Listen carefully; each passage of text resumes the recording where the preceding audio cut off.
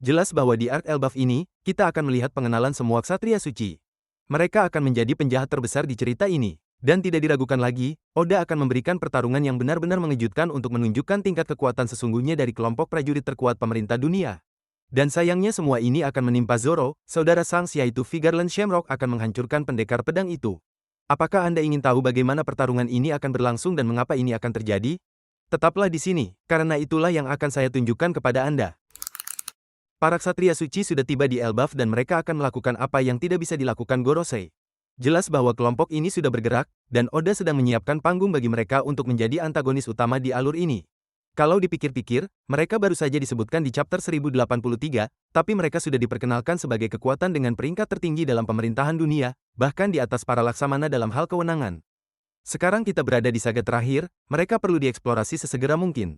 Alasannya cukup sederhana, kru topi jerami membutuhkan lawan penjahat baru. Melihat perjalanan Luffy sejauh ini, ia telah menghadapi setiap kekuatan yang ia lawan seperti si Chibukai, Yonkou, menghadapi laksamana angkatan laut dan bahkan telah melawan Gorosei.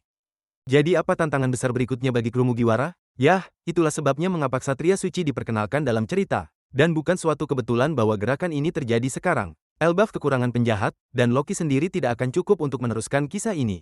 Oda perlu menghadirkan ancaman besar untuk membenarkan pertempuran besar. Dan siapa yang lebih baik untuk itu selain sekelompok pejuang yang mewakili kekuatan tertinggi pemerintahan dunia? Itulah sebabnya Shamrock dan Junko sebagai dua ksatria suci pergi langsung ke Elbaf dengan tujuan merekrut Loki untuk bergabung dengan pemerintahan dunia.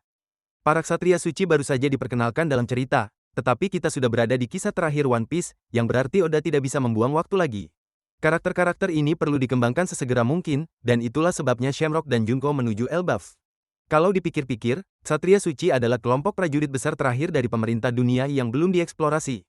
Si Chibukai telah tumbang, para laksamana telah menunjukkan apa yang mereka mampu, dan bahkan Gorosei telah mengambil tindakan. Tapi bagaimana dengan ksatria suci? Mereka disebutkan dalam chapter 1083 sebagai kelompok yang sangat kuat yang beroperasi dengan wewenang bahkan di atas para laksamana. Sekarang, saat kita mencapai bagian akhir cerita, mereka harus segera dimainkan. Dan jika Shamrock benar-benar salah satu pejuang terkuat di pemerintahan dunia, lalu pertempuran apa saja yang pernah ia ikuti di masa lalu? Nah, ada beberapa petunjuk dalam cerita yang menunjukkan bahwa Shamrock mungkin telah berselisih dengan beberapa nama besar dalam pembajakan. You must excuse me. It's hard to stay calm when I'm on an enemy ship. Just looking at your face makes the scar that bastard gave me ache all over again. Kecurigaan besar pertama tidak lain melibatkan Shirohige. Ketika Shanks pergi menemui Newgate, bajak laut tua itu menyebutkan bahwa hanya dengan melihat si rambut merah saja sudah membuat bekas lukanya mulai berdenyut, pertanda bahwa bekas luka itu disebabkan oleh seseorang yang ada hubungannya dengan Shanks. Hingga saat ini, teori utamanya adalah bahwa Garling bertanggung jawab atas hal ini, karena ia juga memiliki hubungan dengan keluarga Vigarland dan tampaknya memiliki sejarah sebagai seorang pejuang. Tetapi bagaimana jika Shamrock sebenarnya adalah orang yang memberikan bekas luka itu pada Whitebeard? Pertempuran lain yang mungkin melibatkan Shamrock juga terjadi selama era Marineford. Ketika Shanks tiba di medan perang, banyak yang bertanya-tanya bagaimana dia sampai di sana secepat itu, mengingat beberapa detik sebelumnya dia seharusnya bertarung melawan Kaido di dunia baru. Hingga hari ini, kita belum pernah melihat apa yang sebenarnya terjadi dalam pertarungan itu. Ini memberi ruang bagi kemungkinan lain. Bagaimana jika bukan Shanks yang melawan Kaido? Apakah yang melawan Kaido itu adalah Shamrock? Penampilan mereka mungkin saja identik, sehingga membuat siapapun bisa salah mengira yang satu dengan yang lainnya. Jika memang begitu, berarti Shamrock sudah pernah berselisih dengan Kaido sang Raja Binatang Buas. Ini bukti bahwa ia memiliki tingkat kekuatan yang benar-benar gila. But how? His crew had a run-in with one of the other emperors just yesterday. I thought he and Kaido would still be duking it out for sure. So, what's he doing all the way over here? Dan kita tidak boleh melupakan Blackbeard. Sejak time skip, Kurohige telah menunjukkan minat yang besar pada Shanks dan keluarga Vigarland. Dia mungkin telah menemukan keberadaan Shamrock dan mencoba melawannya untuk mendapatkan informasi tentang Ksatria Suci, atau bahkan rahasia garis keturunan Vigarland itu sendiri. Blackbeard selalu menjadi seseorang yang bergerak dalam bayangan, dan jika suatu saat ia bertemu dengan Shamrock, saya yakin bahwa pertempuran mereka akan sangat brutal. Terakhir, ada kemungkinan Shamrock juga melawan Big Mom. Charlotte Linlin selalu ingin mengumpulkan semua ras di Toto Island, dan ada kemungkinan bahwa pada suatu saat, dia menemukan keberadaan garis keturunan Vigarland dan mencoba menangkap Shamrock. Hal ini dapat mengakibatkan bentrokan antara keduanya, yang selanjutnya memperkuat gagasan bahwa Shamrock telah melawan banyak Yonkou sepanjang sejarah. Jika teori ini benar, maka Shamrock bukan hanya saudara Shanks. Dia bisa menjadi salah satu prajurit paling mematikan yang pernah diperkenalkan. Oda mungkin telah menyimpan karakter ini untuk saat ini, dan jika ia benar-benar memiliki kekuatan setingkat ini, maka Zoro akan menghadapi salah satu tantangan paling brutal dalam hidupnya. Tetapi mengapa dia secara khusus melawan Zoro? The Holy Knight perlu diperkenalkan kepada penonton sebagai ancaman yang benar-benar luar biasa. Lalu bagaimana caranya memperkenalkannya? Yah, mungkin dengan cara mengadu Shamrock melawan Zoro dan mempermalukan pendekar pedang itu di depan semua orang.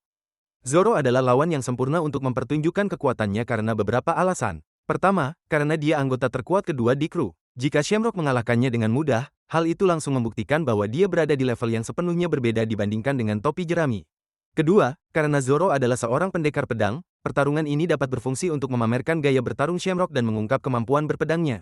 Tetapi aspek yang paling penting adalah fungsi naratif dari pertarungan ini. Shamrock di sini tidak untuk menjadi saingan Zoro. Pertarungan ini sama sekali bukan tentang Zoro. Ini tentang Shamrock dan memperkuat dominasinya sebagai pemimpin tertinggi para ksatria suci. Zoro hanyalah batu loncatan yang akan digunakan Oda untuk menunjukkan betapa mengerikannya orang ini sebenarnya.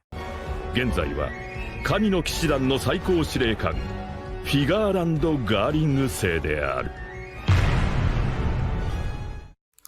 Dan untuk memperburuk keadaan, Oda bisa saja menggunakan kemiripan visual Shamrock dengan Shanks untuk mengacaukan kepala Luffy. Sekarang bayangkan adegan ini, Zoro terjatuh ke tanah, benar-benar kalah. Dia memberikan segalanya yang dimilikinya, tetapi dia hancur seperti dia bukan apa-apa. Shamrock, dengan senyum dingin, memegang tubuh Zoro yang tak sadarkan diri dengan cara yang sama persis seperti Shanks dulu memegang Luffy ketika dia menyelamatkannya dari Raja Laut. Tetapi kali ini dia bukan teman. Dia musuh. Setelah Shamrock membuktikan kekuatannya dengan mengalahkan Zoro dengan mudah, bagian paling brutal dari rangkaian ini dimulai. Tidak cukup baginya untuk hanya mengalahkan tangan kanan topi jerami. Oda dapat menggunakan adegan ini untuk menghancurkan Luffy dengan cara yang belum pernah terjadi sebelumnya. Detail yang paling mengganggu dalam semua ini adalah kemunculan Shamrock. Dia identik dengan Shanks. Bagi siapapun yang melihat dari kejauhan, tidak akan ada perbedaan sama sekali. Dan itu berarti ketika Shamrock berdiri di sana memegangi tubuh Zoro yang tak sadarkan diri, Luffy bisa saja terdiam kaku.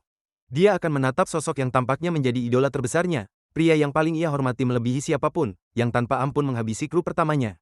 Untuk sesaat, ia mungkin bertanya-tanya apakah itu benar-benar Shanks, dan jika memang begitu, bagaimana jika Shanks yang selama ini ia kagumi justru menentangnya selama ini? Pukulan terakhir bisa datang ketika Shamrock memprovokasi Luffy, menggunakan kemiripannya dengan saudara kembarnya untuk menghancurkan Kapten Topi Jerami itu lebih jauh. Ia dapat mengingatkan Luffy bahwa pada akhirnya, ia hanyalah bajak laut biasa, bahwa hari-hari sebagai bocah polos yang memimpikannya petualangan sudah lama berlalu. Sekarang dia adalah seorang Yonko, musuh langsung pemerintah dunia, dan harus dibasmi seperti bajak laut berbahaya lainnya. Momen ini dapat menjadi pemicu sesuatu yang lebih besar. Luffy, yang selalu menunjukkan rasa hormat yang besar terhadap Shanks, bisa mengalami momen kehancuran emosi, meskipun ia segera menyadari bahwa Shamrock bukanlah idola sejatinya. Dampak psikologisnya saat itu pasti sangat menghancurkannya. Setelah semua yang telah dialaminya, dia akhirnya merasakan beratnya pengkhianatan secara langsung. Jika Oda benar-benar menempuh jalan ini bisa menjadi salah satu adegan yang paling tak terlupakan di seluruh seri. Bukan hanya karena visual brutal Zoro yang terbaring kalah, tetapi karena dampak psikologis yang dapat ditimbulkan Shamrock terhadap Luffy hanya karena terlihat seperti Shanks. Itu video hari ini. Jika Anda menyukainya, jangan lupa untuk meninggalkan like dan komentar pada video ini. Kemudian berlangganan saluran ini dan aktifkan notifikasi agar Anda tidak ketinggalan video berikutnya. Jaga diri baik-baik dan sampai jumpa di lain waktu.